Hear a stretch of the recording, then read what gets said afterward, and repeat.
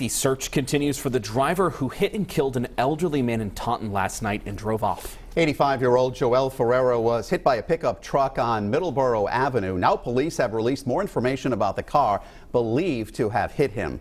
Eyewitness News reporter Courtney Carter is live in Taunton with what police are saying about the vehicle involved. Courtney?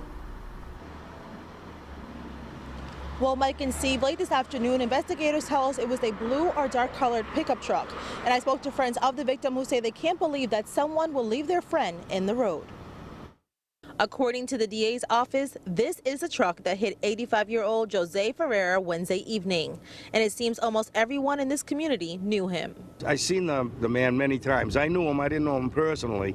But he was just a nice guy, one of the nicest, took care of his yard, didn't bother anybody. The DA's office saying the truck they're looking for may have minor damage to its hood and or windshield, likely a GMC Sierra from model years 1999 to 2007. Investigators say the driver went west on Middleborough Avenue after the crash.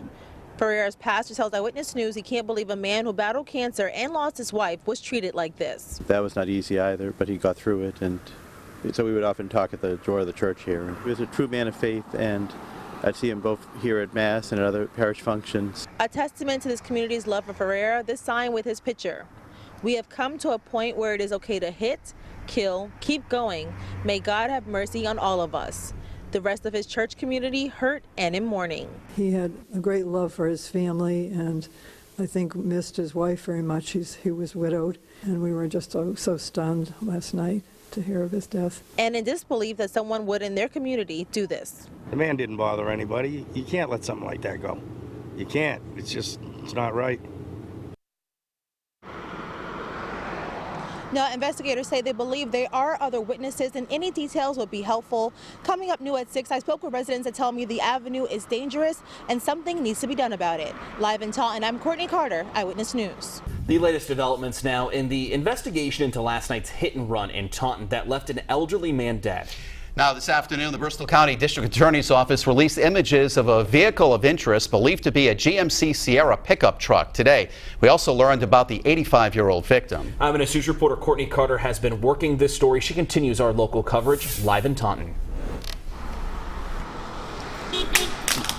Well, I spoke to many in the area about Jose Ferreira, but what they also tell me is about Middleborough Avenue where he was hit and that it's always been trouble. According to the DA's office, this is the truck that hit 85-year-old Jose Ferreira Wednesday evening. But community members say another person has already died on this avenue. One of our other parishioners who lived right next door, her son was killed crossing the street to get his mail. Some saying they're even scared to go across it. The cars travel so fast. It is just so dangerous to get across that street. One of our other parishioners is a quadriplegic, and often I've accompanied her going back and forth from church to the Castle Grove, and I've been afraid of my life. In addition to traffic, residents say speeding in the area is a huge concern. James Furtado, who used to own Eastside Pizzeria years ago, says he had a terrible incident in the area himself. One car ran right going this way, and the other one went right through the stop sign, and one of the cars went right into the front of my restaurant. Most people are going straight up are going like 40, 50 miles an hour. Resident Tom Ellis says he walks the street every day. There's plenty of lights here. I don't go out at night. I don't feel safe at night. There's been so many accidents down there, but it's going to happen again. Well, I went to Taunton City Hall today to see if any formal complaints have been filed about the avenue, and city officials told me there haven't been any. Live in Taunton, I'm Courtney Carter, Eyewitness News.